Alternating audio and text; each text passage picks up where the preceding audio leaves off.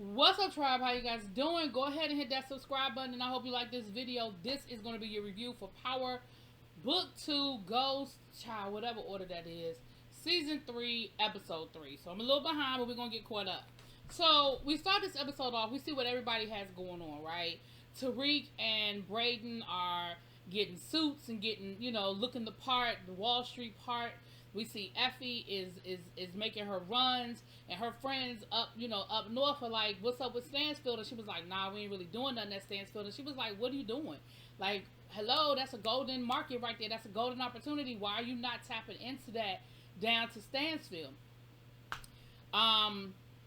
We see Kanan punking his daddy. Got his daddy out there moving weight like a corner boy, and then got him beat up, which of course is just payback for, he said it was payback for Drew, and you getting off light for Drew and Zeke. But for real, that's payback for that beatdown that he gave you back up at the jail back in season 1. We know what it is. But he is punking his daddy. And he punks his daddy the whole episode, but let's just go and get there. Now we see Drew, trying to, bury his sorrows, his heartbreak, and being a hoe, and he out on these apps, and he had a dude come through. Now, what's important about the Drew situation really ain't the fact that Drew got men coming in and out the penthouse. What's important is he's on this app and he sees a picture of a dude that's got a tattoo on his wrist of like a playing card but with a G in it. That comes back later, right? The thing about these dating apps like Tinder and stuff, it'll let you know how close you are to the person that you're making a match with. So it's going to become that'll become important in a little bit that okay.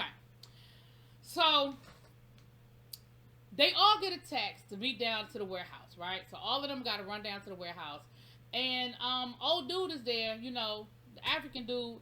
He's there. He basically lets them know, look, y'all got way too much weight still sitting in this warehouse.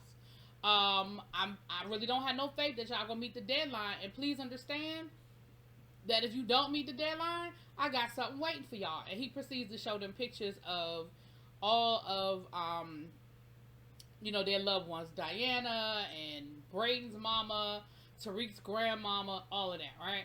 So of course they're like, shoot, we gotta get on our A game because whatever the situation is. So next we see Tariq and Effie. And Effie asked Tariq if it's okay for her to move weight down to Stansfield. And at first he was like, yo, it's hot. Like, what are you doing? Like, no, like that's crazy. But then, she was like, she pleads her case. She was like, look, I need a certain amount of money. Like, I'm not comfortable with where things are. We got to move all this weight. Like, what is the deal? So he tells her, you know what? Yeah, it's cool. Go ahead and do your thing. Now, what I think is stupid is that they basically open back up course correct. Like, y'all really should have came up with a different method because it's already hot at Stansfield, and then you're going to do the exact same method. Like, come on. But anyway, that's a whole nother situation for another day, I guess. We're going to kick that right on down, kick that can right down the street. So then we get to class, and of course, we have to have our class moment, and this episode is about human capital. And they're talking about, the sacrifice of human capital for the greater good, and human capital and capitalism. And of course, Diana found a way to connect it to the fact that Effie, basically convinced her not to hook up with Tariq, but then she hooked up with Tariq. And then Tariq found a way to connect it to the fact that light-skinned Keisha undercut him for the internship with Tate. And, y'all know how they do. But it got Tariq. Y'all know it always connects back to building up his business and the understanding of the sacrifice of human capital for the greater good of your business, right? I'm gonna be honest with y'all. I be wanting to hate Tariq, but then I really be admiring how his brain works sometimes. Because later on in the episode, he did something that I was like, yo, like I was loving Tariq for it. But then I gotta remember he killed his daddy, and then I come back to reality, So, while all of this is going on, the Rico case, they trying to, put this Rico case together. And we see, Blanca and Jenny and the dumb cop. We see all them working together. Now Blanca and Jenny are focusing on Tariq. That is who they want to get. They want Tariq. Whereas the cop, he wants Monet. And he was like, y'all have a one-track mind. But of course, that's his own guilt, because he believes that Monet killed Carrie, and he feels like he let Carrie down, blah, blah, blah. But everybody in that room has their personal reasons for going after who they're going after. Now, let's be clear. They guilty, but their reasons for going after them are just different, right? So, she tells him to stay away from Monet. She said, listen, we gotta play it cool. Like, I know you want to go out here and you want to like bang heads, but we gotta play it cool. And what we don't need you to do is go out there and be obvious that there's this investigation, because you're gonna tip them off. What did his dumb ass do? That's exactly what he did. He tipped them off. He ran up on Monet, and I guess I just go ahead and finish telling this story. I'm out of order, but y'all know I be out of order all the time, chat. He ended up having a meeting with Monet and Davis, right? Where he basically lays out his case to Monet, because he's trying to basically connect Monet to the bar. Well, no, first he runs up on Monet at the bar. And that's when Monet sets up the meeting. Now, what's funny is they had like 2 whole customers in that bar. I think that's the first time we ever seen anybody in that bar actually drinking, since like the first or second episode of season 1. But they had a couple of customers in there, and he basically let her know that he knew that bar was pretty much a drug front. Like, it ain't no customers coming up and through here. Ain't really no money flowing up and through here. This is just a front for you to do your other business. So she ends up setting up the meeting with Davis. Now, she does good the majority of the meeting. She don't say nothing. But Monet ass can't just shut up. So at a certain point, Monet was like, why are you sitting here talking to me about all of this when you should be out there looking for the guap that killed Zeke? What'd she say that for? He was like, oh, wait a minute, what? Guap that killed Zeke? Oh. He said, well, we all this time thought that it was a case of mistaken identity, that they were trying to kill... That they were trying to kill Mecca, but they got the wrong person. But now, you're saying that some guaps were involved. Well, that gives us a different spin on it. So, of course, Davis was like, what the you do that for? He said, so after the dude leaves, he tells Monet, look, you really said too much. You put me in a bad situation, but we're going to go ahead and do what we got to do. We're going to figure it out the best way we can. We'll file a harassment charge, even though that's not going to really do much. But it'll set up a pattern so that we might be able to use that later on against him, that he was out here harassing you and everything he's saying is some bull hockey, right? And of course, Monet was like, and next time you need me, you don't need to be, like, don't be doing all that calling and hanging up. And Davis was like, what are you talking about? Ain't nobody call you and hang up. She was like, look, don't lie to me. Like, we got to, look, we doing what we doing business, but don't lie to me. And he was like, I didn't lie to you. And he takes out the burner phone and he shows her. Well, of course, we know that Sachs deleted the call, which anybody could have deleted the call. So even if it was really him, he was like, are you satisfied? She was like, no. Right, because anybody could have deleted the call. Like, Monet, come on. Anyway, all that's going on. Now, back down to Stansfield. Class is over, and we see Diana walking with the TA. And who is down in class? Who's down there is Kane. Now, the TA done told Diana, look, I Googled you. I know all about you and your daddy and, y'all drug dealing and all of that. And she was like, why would you Google me? He was like, because I like you. And I wanted to I wanted to find some stuff out about you. Now, listen. Diana, ain't no need in getting mad. Everybody Googles everybody these days. I know anytime I'm getting ready to go out on a date, I know I Google who it is. And the picture that I Google better match the picture that, or the person that I know I'm going out with, or the picture that I saw, okay? Because at the end of the day, you just can't be too careful, and the tools are out there for your disposal. So, I Google, okay? So, Diana, you can't really get too mad at the boy for Googling you. And then he found out that your daddy was a whole kingpin, and he still, decided that he wanted to that he liked you or whatever. So, girl, stop tripping. But Kane is down there, and of course, he's like, oh, yeah, I see you. First he thought it was like some dude that was trying to get with her. Then she was like, that's my brother. Like, that's my brother. So Kane is talking to her, and she was like, what do you want? What do you need from me? What do you want? And he was like, I don't want nothing. Like, I really came down here to check on you. Like, I really wanted to see how you were doing and check on you. Now, when they were in class, Diana tried to make it seem like her family just left her hanging and her family don't want to have nothing to do with her, as if she wasn't the one that imploded her family. She's sitting there acting like she wasn't the one that told the whole family that her cousin brother was really her brother and not her cousin, and got the whole family all riled up and got her mama. Like, you act like you didn't do nothing, and in your mind you were like, well, all I did was tell the truth. All I did was tell the truth. Nobody asked you. You were mad at your mama because your mama was trying to trick you out. That's really what it boils down to. But anyway, neither here nor there. You want to play woe is me, like you don't understand why your family don't rock with you like that. So anyway, Kane ended up giving her some money because he saw that she was working down there. He was like, whoa, wait, what? Like, you work, what? What you do? Like, no, not, no ma'am. But anyway, that's what had ended up happening. So then we got a family meeting. Now, how Diana got caught up in the family meeting, I don't know. But we got a family meeting where we have Drew, Renzo, Kane, and Diana. Again, why Diana is at the table, I don't know.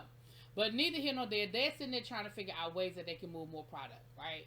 They're saying they got to move more product. So what they decide is that they are going to basically infiltrate the family. Remember the dude that they had to get rid of in the first episode that disappeared, and the wife keep coming around? His family. Remember, she said her sons, you know, they had their own property and they was running their business. That's why she gave Monet that money back. So they decide that what they're going to do is first they were going to get rid of them and take over their territory. But then, you know, Renzo was like, that's too hot. Like, you know, we're family. We knew each other. We grew up together. We really need to do this more, you know, in a better way. So then they decide they're going to get rid of the Connect, and then that way they'll need their product because they got rid of the Connect. Well, every time they had these meetings, Lorenzo keeps deferring back to Kane. And so Diana and Drew are like looking like, why we gotta keep asking Kane? You in charge. You the daddy. You the kingpin. Why we gotta keep asking Diana, right? And eventually, Drew, later on in the episode, Drew was like, yo, it's something really freaky going on here, because all of a sudden now he the head of the family. But neither here nor there, that's what they decide to do. So Kane reaches out to, they end up having a meeting, because while they're doing this to figure out what they're going to do with their product, Tariq and Braden come up with an idea of what to do with their product.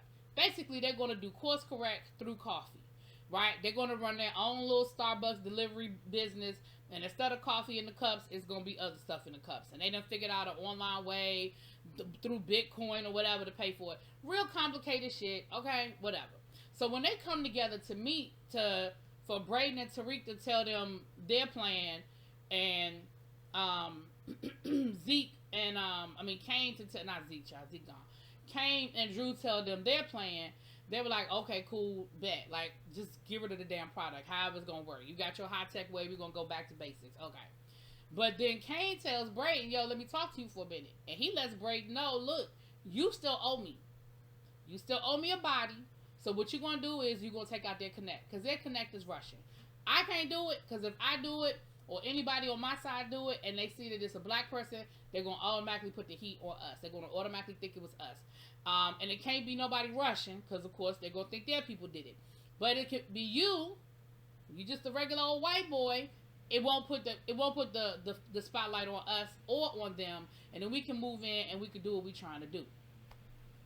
Of course, Braden is freaking out, because Braden still ain't dropped nobody. Now, Kane thinks that Braden did, but he realized by the end of the episode he gonna know Braden ain't do nothing. But anyway, so Braden is freaking out, and he ends up going to Tariq and y'all know the girl, Effie. He ends up going to Tariq and Effie about it. And he ends up saying, basically, look, this is what Kane need me to do. And Tariq was like, are you gonna be able to handle it? And he was like, yeah, I can do it. Tariq was like, all right, well, we're gonna have your back. He was like, let me go get some guns so we'll be ready. And I'm like, how you just go, like, I remember how much he had to go through to find a weapon the first time he needed one. Now all of a sudden you just know where it is. You just know where to go pick up a bunch of them, like you going to the grocery store, like you going to the Costco to get you some weapons. Like, that's what it is. Anyway, now Braden and Tariq have a meeting with the uncle, with like one of the richest men in the world, who happens to be a black man, and he's trying to get his business. So of course he brings Tariq and parades Tariq in front of him, you know, to try to get his attention. His name is RSJ, right?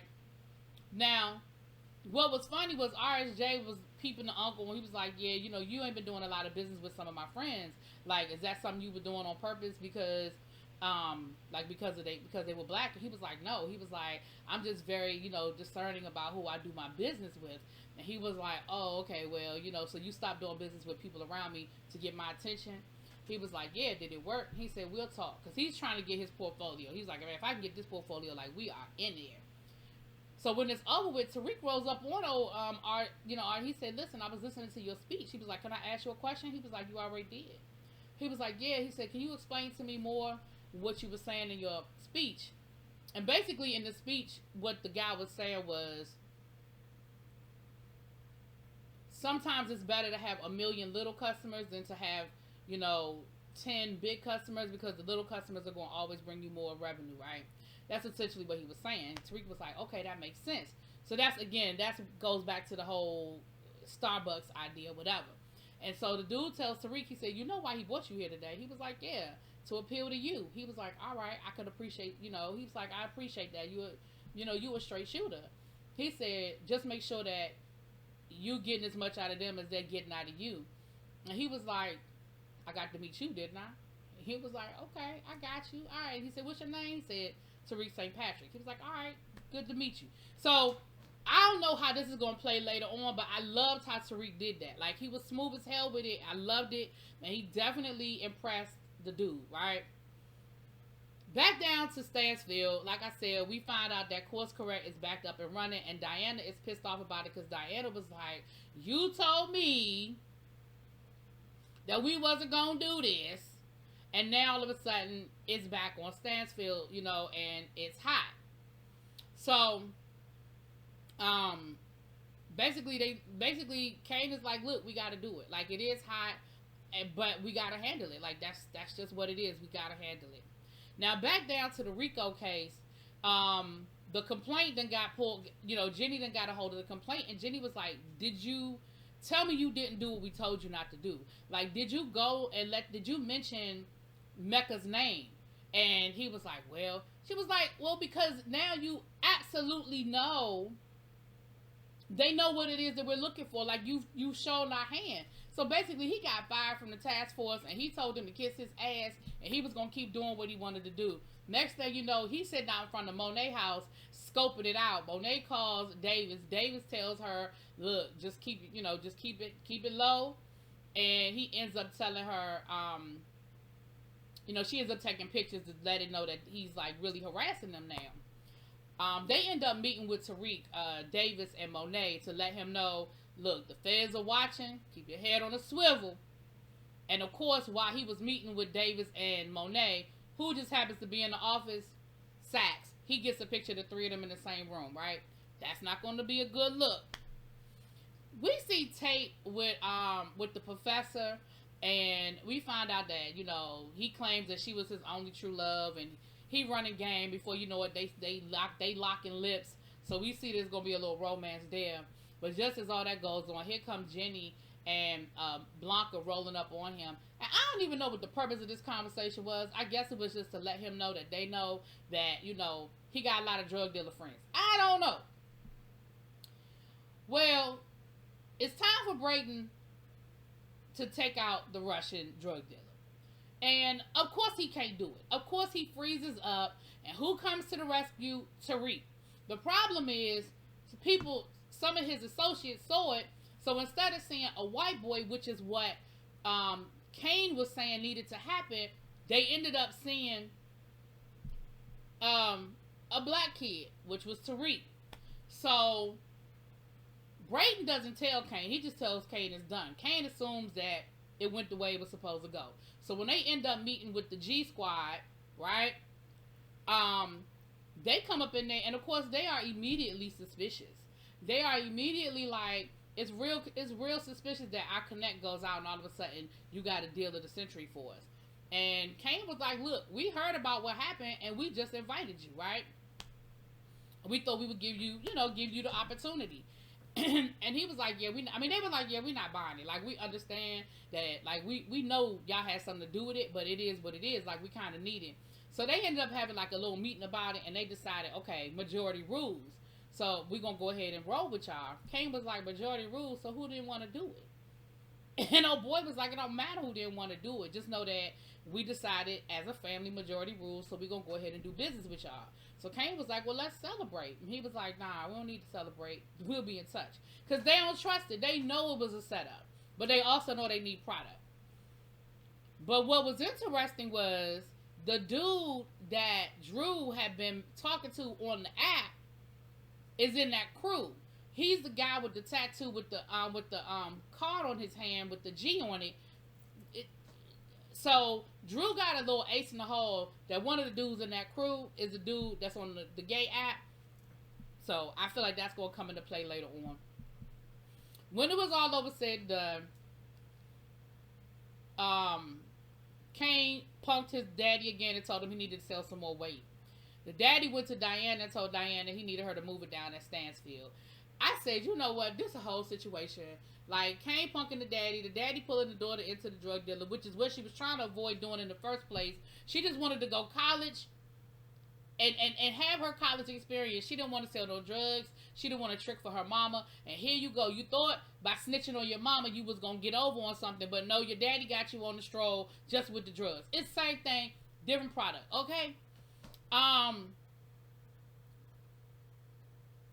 Saxe actually went down to the jail to visit Davis's brother, and of course he made the connection, and he also made the connection that Davis was the one that actually committed the crime. So he ends up confronting Davis, or Davis actually confronts him, and Davis confesses to him. I was like, Davis, that was real easy. Like, you confessed the whole thing to Saxe real slick like. But what he was like, he said, look, I would have never, he said, I was 21 years old. I had just gotten into Columbia Law School. I would have never let my brother take that deal if I knew it was going to end up being like this. Like, if I knew he would still be in jail all these years later, you know, he said, but I didn't know the criminal justice system then like I know it now, and that's why I need your help, Saxe. And Saxe was like, well, it does look like your brother got a raw deal. It does look like they kind of, you know, messed up, but I don't really know, and he said he would help him out. So I found it interesting that Saxe is playing double duty, right? Saxe is helping Jenny as her CI, but also helping Saxe get his brother out of jail. And shout out, I don't know, Redman not there no more. I don't know. Redman not his brother no more. What happened? Don't know. So anyway,